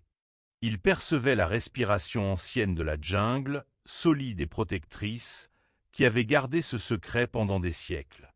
La splendeur de l'endroit lui coupait le souffle. Mais après la stupeur venait la réflexion, profonde, irrépressible, la conscience du choix à venir. En approchant du trésor, Diego avait d'abord senti le cœur battre plus vite, tenté par la promesse de richesse inépuisable. Toute sa vie, il avait rêvé de ce moment, ouvrir la dernière porte, découvrir ce que nul n'avait jamais vu depuis que la nature avait repris ses droits sur les temples. Il avait soigneusement noté chaque indice, suivi chaque fragment de légende, risqué sa sécurité, sa raison et parfois celle des autres. Tout cela pour ce moment. Il aurait pu s'emparer d'un lingot, d'un simple bijou, et prouver au monde ce qu'il avait vu. La gloire et la fortune l'attendaient à la sortie de la jungle. Mais alors que sa main s'approchait d'un torque qui étincelait sous la lumière dansante, une angoisse sourde enveloppa son esprit. Il pensa à la rumeur courante dans le village, ces histoires chuchotées au coin du feu, parlant d'une cité que même les jaguars respectaient, d'une richesse plus mystérieuse que tangible. Ce n'était pas par hasard. La forêt protégeait ses secrets avec jalousie, et en y venant, Diego avait franchi un seuil invisible, celui qui sépare la soif de connaissance de la responsabilité. Il se recula, lentement, écoutant le souffle de l'air à travers le dôme orné de mosaïques. Là, dans ces ruines, tout vibrait à l'unisson avec la vie invisible de la jungle. Le bruissement des feuilles, le chant lointain d'un oiseau nocturne, les cris étouffés des singes parmi les branches. Tenter de prendre, c'était rompre cette harmonie. Son sac paraissait soudain dérisoire dans son dos, comme une forteresse fragile entre lui et la tentation. Il sentit la présence du passé. Les bâtisseurs inconnus avaient modelé chaque pierre avec patience, scellant dans leur œuvre les espoirs et la mémoire d'un peuple révolu. Cette chambre brillait pour eux, et si elle survivait encore, ce n'était pas grâce à la force, mais à un respect tacite entre les siècles. Diego se rappela des sagesses ancestrales, des paroles de sa grand-mère. Tout ce que la terre offre doit être rendu ou conservé avec déférence. Garder un secret était parfois la forme la plus pure de protection. Le silence lui répondit brièvement, puis un vent doux s'engouffra par une brèche, soulevant la poussière dorée dans un balai éphémère.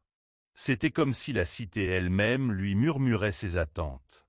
Un geste, un choix. Et Diego comprit, d'un éclair fulgurant, que cette cité n'était pas destinée à être pillée ni exposée.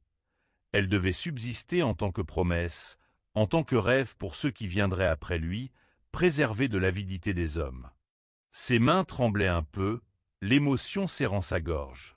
Alors, doucement, il recula encore. Chaque pas pesait, mais il devint bientôt plus léger, allégé comme s'il venait de déposer un fardeau invisible. Il tourna une dernière fois la tête, gravant dans sa mémoire le moindre relief, la moindre fissure dorée sur les mosaïques, la courbe des vases enfouis à demi dans la poussière. Tout cela il ne le reverrait sans doute jamais, mais il s'engageait à ne rien laisser d'autre qu'un souvenir, une histoire empreinte d'un respect infini. Sortant de la chambre, refermant avec soin la porte sculptée, marquée de figures ailées et de serpents protecteurs, il suivit à rebours le chemin à travers la cité. La lumière du dehors était différente. La clarté de l'aube filtrait doucement à travers les treillages de plantes et les arcs brisés. Il sentait déjà la forêt reprendre possession des lieux, effaçant la trace de ses pas. Peut-être, pensa-t-il, n'avait-il jamais vraiment appartenu à ce monde enfoui, pas plus que quiconque. La découverte même le changeait, et lui s'était changé pour respecter la découverte. Diego trouva son carnet, posé sur une pierre couverte de lichen à l'entrée du sanctuaire. Les premières pages étaient couvertes de notes heurtées, de croquis tracés à la hâte, forme des bas-reliefs, type de glyphes, disposition des salles. Le carnet ne contiendrait pas une pièce de l'autel ni un éclat de métal précieux, mais il deviendrait le réceptacle des images, des odeurs, des sons qu'il avait ressentis. Il inscrivit les moindres sensations, la douceur de l'air dans la grande salle, l'humidité qui léchait les marches, l'angoisse mêlée d'émerveillement au moment précis où il avait fait son choix. Son récit, son témoignage, s'étendit sur des pages et des pages. Il détailla la façon dont la lumière révélait la subtilité des ornements, la façon dont la végétation pénétrait, patiente, jusqu'au cœur du plus intime des espaces. Il n'occulta rien de sa tentation, ni de son déchirement, car ce moment-là, fragile et humain, donnait toute sa valeur à la suite. Ce qu'il avait trouvé n'était pas mesurable à la quantité d'or, mais à l'intensité des émotions gravées dans la mémoire vivante de la cité.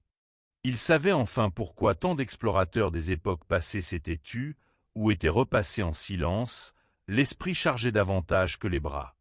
Il resta là, plusieurs heures, assis en tailleur parmi les racines serrées d'un arbre géant, laissant la jungle éveiller ses sens. Il savait qu'au village, certains l'attendaient avec impatience, espérant une trouvaille capable de changer leur destin. Mais déjà, il entrevoyait d'autres formes de richesse. Les récits, la tradition transmise, la passion pure de chercher, de regarder, de comprendre. Peut-être ce cadeau invisible, ce respect du mystère, aiderait-il les gens à envisager leur propre rapport à la forêt, à la mémoire du monde. Ces mots, tissés dans le secret, deviendraient une offrande. Les jours passèrent. Diego redescendit la montagne, traversant la mer d'arbres d'où s'élevaient, au crépuscule, d'épais nuages de brume. Il se sentait en paix, comme lavé de l'intérieur, un fragile héritier investi d'une mission bien plus grande qu'il ne l'avait anticipé. Le poids du sac sur ses épaules n'était plus le même, et sa démarche avait retrouvé la tranquillité de celui qui a choisi et qui accepte les conséquences de ce choix. Au détour d'un sentier, il retrouva le petit camp de base, à demi dissimulé parmi les fougères et les cascades miniatures. La lumière était douce, tamisée, et un feu crépitait à côté d'une modeste tente. Pablo, son ami de toujours, leva les yeux et sourit, plein de questions silencieuses. Diego s'assit près de lui, et il sentit la chaleur humaine dans le silence partagé. Chacun savait que l'essentiel se jouait dans les moments où l'on ne parlait pas, où la décision mûrissait au fond de soi. Pablo finit par demander, d'une voix hésitante. « Alors, tu as trouvé ce que tu cherchais ?» Diego regarda longtemps le feu. Il sentit le regard de Pablo, empreint d'espoir et de crainte, puis il répondit doucement. « J'ai trouvé plus que ce que je cherchais. » Il sortit le carnet, le tendit à son ami, et ajouta, presque à voix basse, comme pour lui-même. « Ce qui est là-dedans est parfois plus précieux que tout ce qu'on aurait pu porter.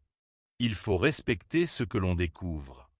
Parfois, protéger le secret est la meilleure chose à faire. » Pablo lut quelques lignes, puis rendit le carnet, les yeux brillants d'émotion et d'un début de compréhension. Il n'y aurait pas de fête tonitruante, ni de procession de journalistes et de financiers jusque dans cette jungle intacte. Il n'y aurait que le poids des récits et la beauté invisible du respect, soustraits aux regards avides. Ensemble, ils restèrent près du feu, laissant la nuit étendre ses voiles épais tout autour, dans la promesse d'une aube où rien de fondamental n'aurait changé. Sauf, peut-être, ce regard neuf sur le monde. Les jours suivants, la vie au village reprit son rythme, mais Diego vivait dans la discrète certitude d'avoir rapporté quelque chose de rare, la conscience. Il ne parlait jamais du trésor, et pour ceux qu'il connaissait, il inventait parfois de petites histoires, subtils contes dans lesquels la cité n'apparaissait que comme une image de rêve, esquissée sur le brouillard. Parfois, il partageait des bribes de récits avec les enfants, assis autour d'un feu, les yeux écarquillés d'émerveillement et de promesses. Mais jamais il ne donnait de carte, jamais il n'indiquait de chemin. La jungle paraissait avoir accepté son choix. Certaines nuits, Diego croyait sentir l'air vibrer tout près, ou apercevoir entre les ombres les silhouettes furtives des gardiens du temple. Mais il n'éprouvait aucune peur. Au contraire, il accueillait chaque signe comme la confirmation silencieuse que la confiance entre les mondes était intacte. De la cité, il conserva la mémoire vive, qu'il revivait dans ses rêves, mais plus jamais il n'éprouva le désir d'y retourner. L'auréole incandescente du sanctuaire brillait désormais en lui, flamme intime, promesse légère. Le temps s'étira, agitant ses saisons, et le secret, insaisissable, résistait. Personne ne vint bouleverser l'harmonie ancienne. Diego vieillit, laissant lentement filer la jeunesse, mais son amour pour la forêt grandissait sans relâche. Les nouveaux venus dans le village sollicitaient ses conseils, captivés par sa manière de décrire des endroits perdus, de brosser des paysages si précis qu'on croyait les effleurer du doigt. Certains venaient pour tenter leur chance, mais, troublés par la force tranquille de Diego, repartaient en rêvant à d'autres richesses plus simples, plus vraies. Au soir de sa vie, Diego se rendit sur une butte dominant le fleuve, là où la vue s'ouvre sur l'immensité des arbres et le fil d'eau doré sous le couchant. Il pensa à son choix, à cette journée étrange où tout aurait pu basculer. Il sentit le navire fender l'écume des vagues d'un bleu profond, des oiseaux marins tournoyaient haut dans le ciel ouvert. Diego, appuyé contre le bastingage, contemplait l'horizon changeant, baigné d'un or pâle du soir, tandis que la silhouette familière de la côte espagnole se dessinait au loin. Le vent salé emportait déjà l'odeur des terres anciennes et nouvelles mêlées, et la coque du navire gémissait doucement, berçant ses réflexions. Au fond de son bagage de cuir râpé reposait le carnet, ce précieux recueil, saturé de récits, de plans sommaires, de cartes et de dessins dont l'encre avait souvent coulé sous les pluies équatoriales ou s'était effacée sous l'éclat du soleil d'Amérique. Son cœur battait, non de peur ou de regret, mais d'une étrange fierté tranquille. Il n'avait ni pépites, ni bijoux, ni statue d'or, et pourtant, sa quête avait changé, et lui avec elle. Sur le quai de Séville, les mouettes piaillaient autour des pêcheurs en plein déchargement. Diego sauta à terre, pieds hésitants, hanches douloureuses, poitrine serrée. Personne ne l'attendait, pas de foule amie, ni de viva, seulement le grand tumulte anonyme d'un port en ébullition. Ses vêtements, déchirés et rapiécés, témoignaient d'un voyage rude. Il marcha droit devant lui, le regard fixe, s'efforçant d'ignorer les rires goguenards de quelques matelots au sourire édenté. Son âme, pourtant, était habitée d'un sentiment d'accomplissement que rien ne pouvait ternir. Il traversa la ville, sinuant dans le vieux quartier, reconnaissant çà et là une enseigne, une façade, un bruit familier de fonte frappée dans l'atelier du forgeron ou la bosselure paisible de la cloche à vêpres. Quand il atteignit la maison de son grand-oncle, où il avait passé ses jeunes années, tout semblait rétréci, englouti par les années et la nostalgie. Dans la grande pièce centrale, il s'assit devant la cheminée vide, caressant doucement la couverture du carnet. Les jours s'étirèrent, puis des semaines. Les rumeurs de son retour circulèrent sans provoquer d'agitation. Il n'apporta ni or ni fortune. Certains anciens amis lui témoignèrent une curiosité polie, d'autres s'en détournèrent, déçus. Dès qu'il évoquait Eldorado, on lui opposait des sourires inquiets ou des regards lassés. Seule la fidélité de sa sœur, Maria, qui lui préparait des plats fumants et venait en soirée écouter son récit, resta intacte. Elle s'asseyait face à lui, les mains posées sur la nappe grossière, et disait doucement « Raconte, Diego ». Alors il ouvrait son carnet. Lentement, il tourna les pages, caressant les feuilles parfois tachées, dessinant avec les mots ce que ses mains avaient voulu garder. Il parlait du fleuve immobile dans la lumière de midi, du cri soudain d'un singe dans la canopée, de la lourdeur étouffante de l'air saturé d'humidité. Il racontait les rires insouciants de ses compagnons d'autrefois, les silhouettes se dessinant à contre-jour sur les pirogues, les villages de palmes et de feuillages, les marchés bruissants, les amitiés et les deuils. Il retraçait la splendeur irréelle de la cité d'or qu'il avait entrevue, dôme fabuleux se jouant du soleil, place où l'eau courait sur des miroirs d'oricalque, jardin d'émeraudes ruisselantes, statues veillant en silence sur les places désertes. Sa voix vacillait, parfois, au souvenir des dangers, des tempêtes, des maladies qui avaient emporté certains compagnons, des souvenirs de nuits sans fin où la peur du lendemain rongeait les forces et la volonté. Mais il ne cherchait pas à embellir le récit. Il le livrait brut, sincère, mêlant l'enchantement et l'effroi, la splendeur et la désolation mêlées. Maria l'écoutait, captivée, posant parfois une question, murmurant un commentaire, ou saisissant sa main quand le silence devenait trop lourd. Peu à peu, le bouche à oreille se fit. Les enfants du voisinage, intrigués, s'approchèrent, parfois le soir lorsque la brise ramenait les odeurs de la campagne. Poussés par la curiosité, d'autres adultes vinrent. Diego parlait, d'abord gêné, puis se laissant aller à la chaleur d'une écoute attentive, découvrant dans le partage une forme nouvelle de richesse. Son carnet passait de main en main. On s'émerveillait des dessins naïfs et puissants, des paysages brumeux, des animaux étranges, des fragments de cités fantastiques. Dans la petite ville, bientôt, il fut l'homme aux histoires, celui qui avait vu l'invisible et rapporté la mémoire d'un monde perdu. On ne se moquait plus autant du conquistador, revenu les poches vides. Les mères découvraient leurs enfants rêvants, les yeux emplis d'images fabuleuses. Leurs aînés, d'abord sceptiques, venaient écouter le soir au coin du feu, buvant ses paroles et se perdant à leur tour dans la forêt vierge, là-bas, en Amérique.